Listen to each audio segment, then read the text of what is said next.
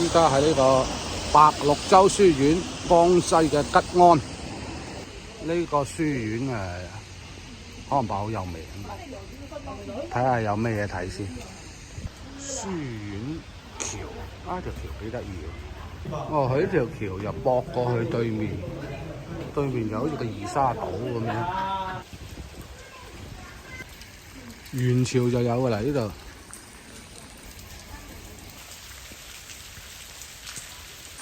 中山縣啊，以前嘅江西六中啊，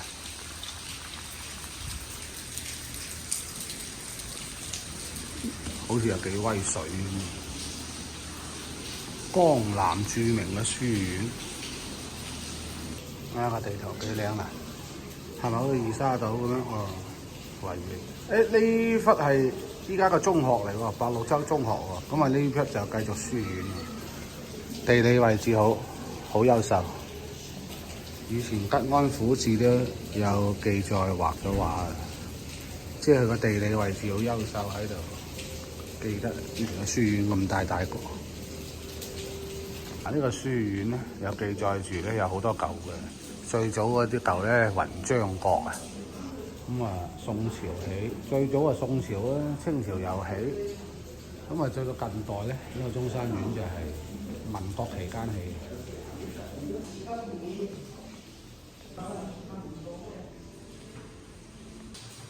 江萬里。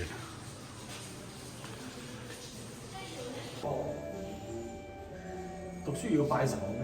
係啊，係啊。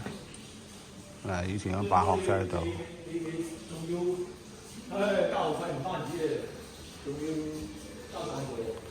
我懷疑以前嚟呢度讀書都要交學費嘅。宋朝開始居然元朝都有起咗幾嚿嘢喎，每個年代都有。通常元朝好少搞嘢喎，蒙古佬點會嚟呢度搞辦書院嘅？冇理由傳播佢啲文化嘅。朱熹寫嘅字，以前書院都有保安啊，即係打更佬啊，你唔好喺度逃學啊！嗱，呢度記載真係曾經喺呢個地區嗰啲狀元榜眼探花啦，係咪啦？我睇來睇去咧冇元朝嘅，我就話冇可能有元朝嘅。通常一宋就跳到明朝啦。宋朝開辦，明朝最多嘅。呢度講以前喺度讀書要坐船過嚟嘅過渡嘅。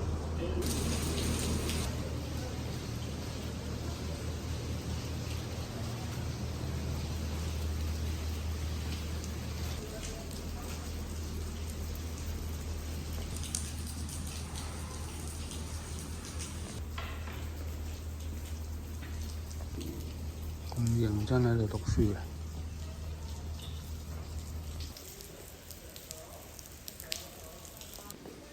呢個就係江萬里。咁細個就要嚟呢度旅拍㗎啦，想讀好書就由咁細個開始。走過來，走到這裡，看到他們兩個，他們走過來以後，好停，看他們，好過來謝罪。咁點都要拜下孔子嘅，萬世師表啊！不知道我們上呢度咁樣亭台上去喎，呢度又進一下嘅喎。哎呀，一進兩進，哇！以前啲建築風月樓，宋代起嘅又係。咁出到嚟江邊啦。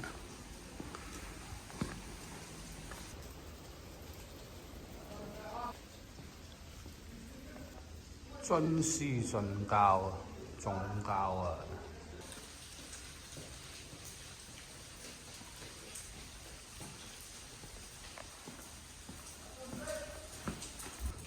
朱熹，跟住就到呢啲，呢個係咪兩兄弟嘅？應該係程頤。